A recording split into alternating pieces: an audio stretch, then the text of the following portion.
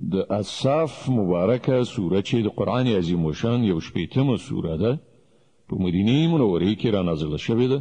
14 مبارک آیاتونه لري. تلاوت او پښتو ترجمه یې له لومړي آیت څخه اورئ. بسم الله الرحمن الرحیم. د الله په نوم چې ډېر زیات مهربان پورا رحم لرونکی دی.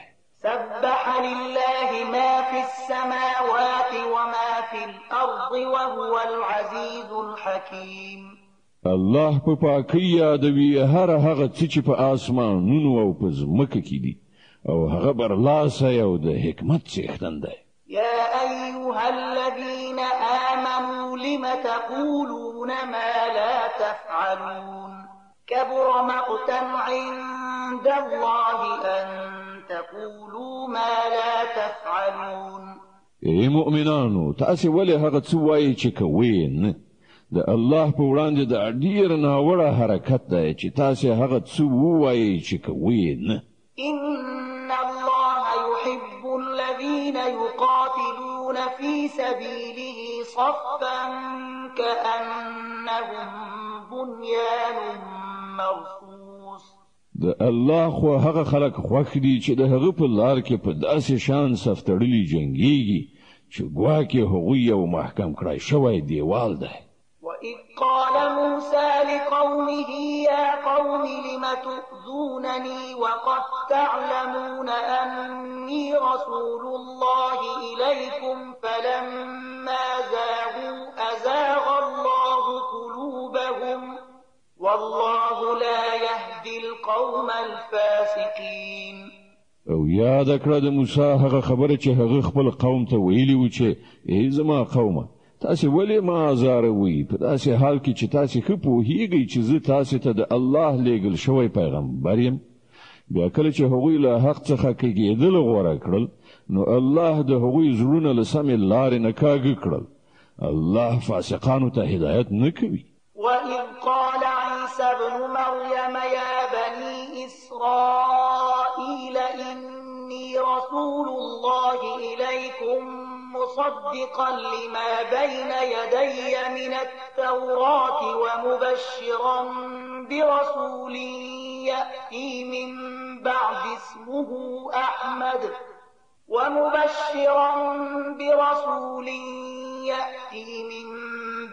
اسمه أحمد فلما جاءهم بالبينات قالوا هذا سحر مبين. او یاد کړه د مریم د زوی عیسی هغه خبره چې هغه ویلی و چې ای بنی اسرائیلو زه تاسو ته د الله لېږل شوی استاد یم. تصدیقونکی یم د هغه تورات چې لمانه مخکې راغلی موجود دی او زیری ورکونکی یم د یو پیغمبر چې لمانه وروسته به راشي چې د هغه نوم به احمد وي. خو کله چې هغه دوی ته ښکاره څرګندو نښانو سره راغی نو دوی وویل دا خو ښکاره کوډې دي.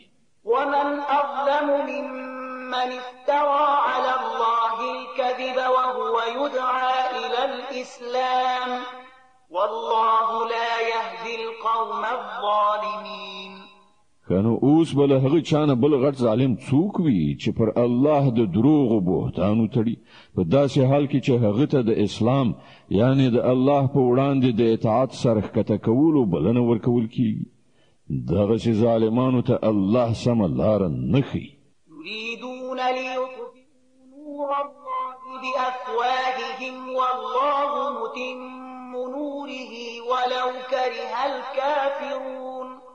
دوی د خلو په پکې سره د الله د رڼا مړ کول غواړي او د الله فیصله دا ده چې هغه خپل رڼا بشپړه خورا کړي که څه د کافرانو دا هر څومره بد یې هم.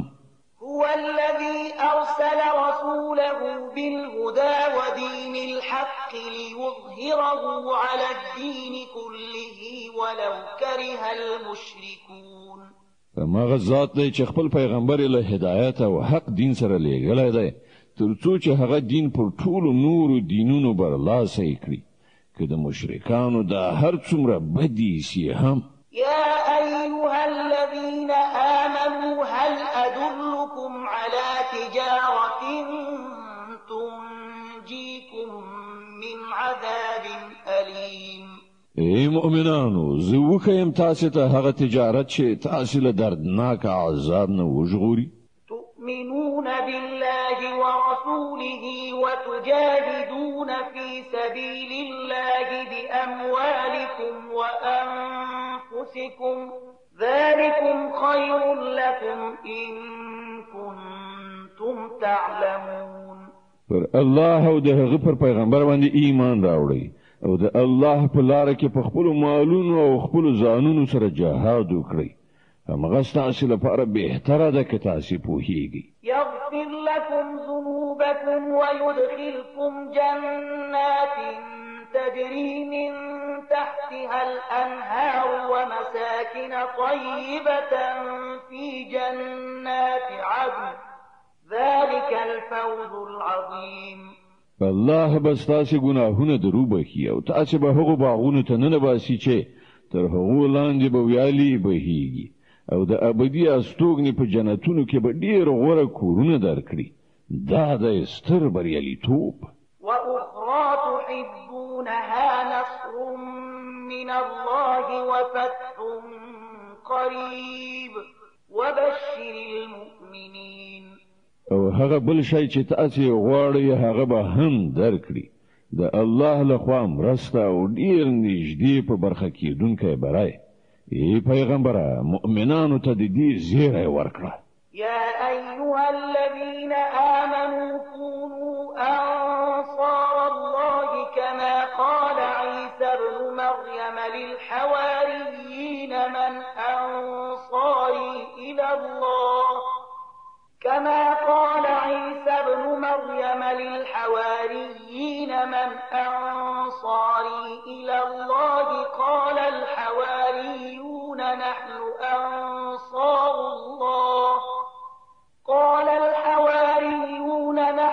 أنصار الله فآمنت طائفة من بني إسرائيل وكفرت طائفة فأيدنا الذين آمنوا على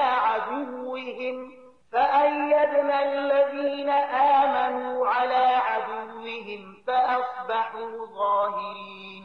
ای مؤمنانو د الله مرستندویان شئ لکه څنګه چې عیسی د مریم زوی حوارینو ته ویلیو څوک دی د الله لوري ته په بلنه کې زما ملاتړ او حوارینو ځواب ورکړی مونږ یو د الله مرستندویان.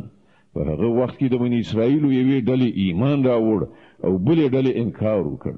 بیا موږ د مؤمنانو ملاتړ وکړ د هغوی د دښمنانو پر ضد او هغوی برلاسي شول.